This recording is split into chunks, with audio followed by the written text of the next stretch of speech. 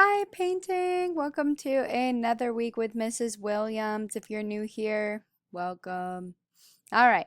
This week we are going to be sketching 5 new prompts every single day of the week. We're going to be completing an artist spotlight for 10 to 15 minutes to become aware and involved in the art world, art history, nationally and internationally. And we'll continue to master art skills um, for a lot more time than 10 or 25 minutes. Let me just fix that while we're here. And we are not going to be doing, there we go.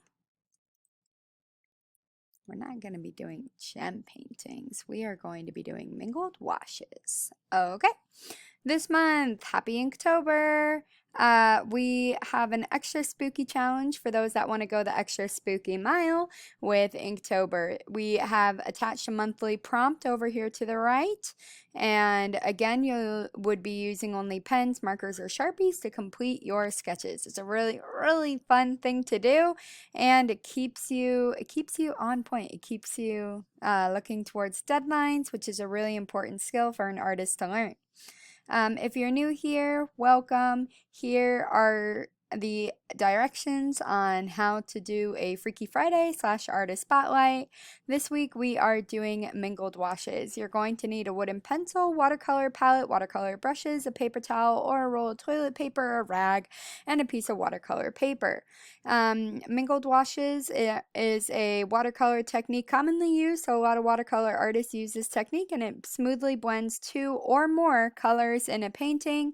And I've attached 2 videos on how to do this on Google Classroom, one by yours truly and one I found on YouTube that was just excellent on how they explained it. All right, and so Monday through Tuesday, you're going to be watching those mingled wash videos on Google Classroom, and then you're going to practice at least 3 different times on a piece of watercolor paper. Wednesday and Thursday, you're then going to create a piece, an art piece of your choosing, as long as it's school appropriate, with a featured mingled wash on a 6x9 piece of paper. That's the size that I gave you earlier in your painting kit. Or you can do it on a bigger piece of paper. You can use the back of your practice sheet, or you can grab another piece of paper. That's up to you. I like to save trees. The next slide has some bomb.com examples of some amazing mingled washes. So mingled washes, you will have, let's say for example, this guy. So you'll have one color like this black and navy, and then you'll have a bright yellow all mixed together smoothly. Here are some pro tips by yours truly, Mrs. Williams. It's a great method to let the paint dry and add some details with pen or Sharpie or a smaller ink brush. That was done a mingled wash is quite messy and very hard to control when the paint is wet. So do your messy first, and then a great idea would be to let the paint dry completely, like hair dry it until the paper is lukewarm. If you touch your paper and it's cold but it's dry, it means the paint is actually still wet. And so touch the paper. If it's lukewarm, then you're ready to continue, or normal room temperature. It's not cold. Anyway, so once your paint is completely dry, go over the top with some pen or an ink brush. That's how the whale was done here, and the horse was done here as well. As you can see with these landscapes over here, mingled washes can be messy. They are not easily controlled, and that's what makes them beautiful. And no matter what colors you put together, they will blend. So get away from opposite colors. Do not combine orange and blue or yellow and purple, red and green, unless you're doing some poop brown painting piece, because that's the color you're going to end up with, and you don't want that.